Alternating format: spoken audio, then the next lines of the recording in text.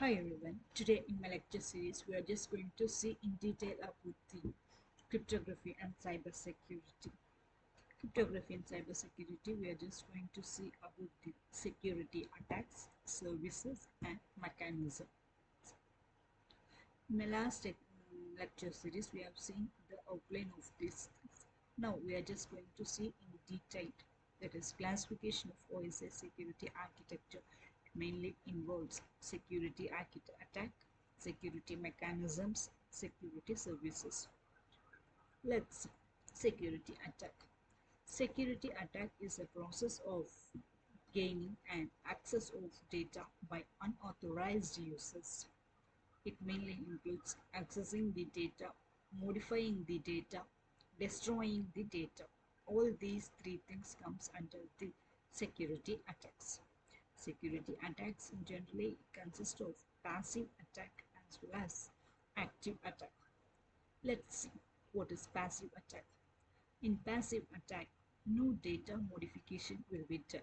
That is whereas, let's see types of passive attacks. You have mainly two types of passive attacks. That is release the message content, then traffic analysis. In this case, there will be no modification of data will be done in this case of passive attack.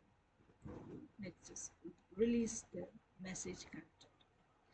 Third party only access the data. In this case, a third party will access the data. Let's see passive attack. Release of message content. This case, Bob and Alice are sending a message, and Bob is sending a message to Alice. And a third person, that is that it is present in between it. He will just read the message from Bob which will have been sent to the Alice.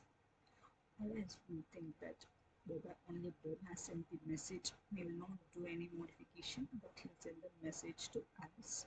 Here, no modification is done. He will just read the message and which is sent to the Alice.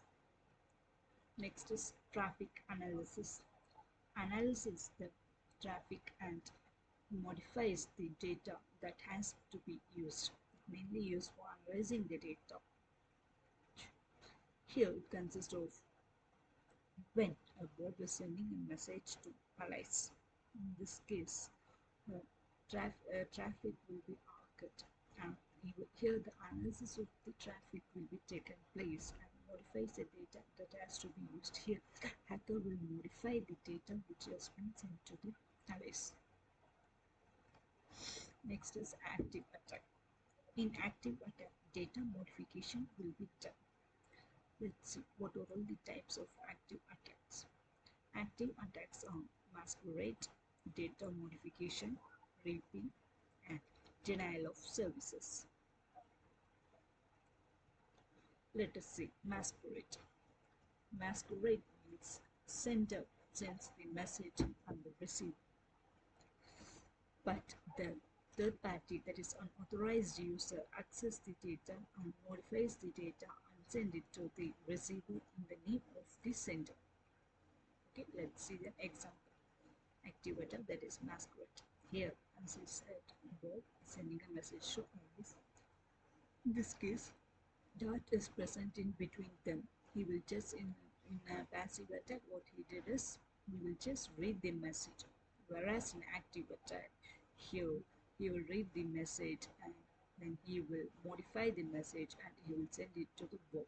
The Bob thinks that Alice it will send to Alice. Alice will think that Bob have only sent this message.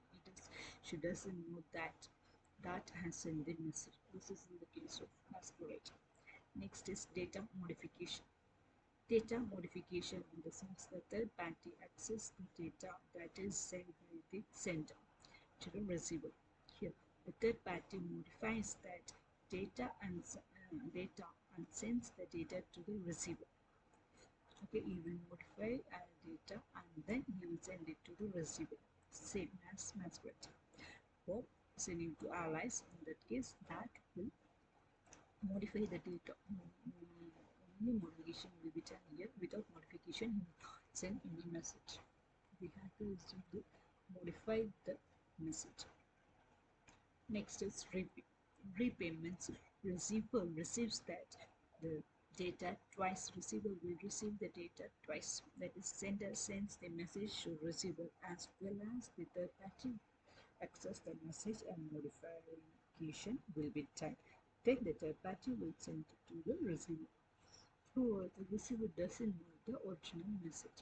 This is a repay. In this case, the message will be sent twice to the sender. Next is denial of services. Denial of services means the third party interrupts the services that is sent by the sender. Here, the sender here there will be a denial of services whenever as a receiver is waiting or sender is waiting for a message from the server. The attacker will send a continuous request to the server, which in that case there will be occurring a denial of services. These are all the references which we have been used.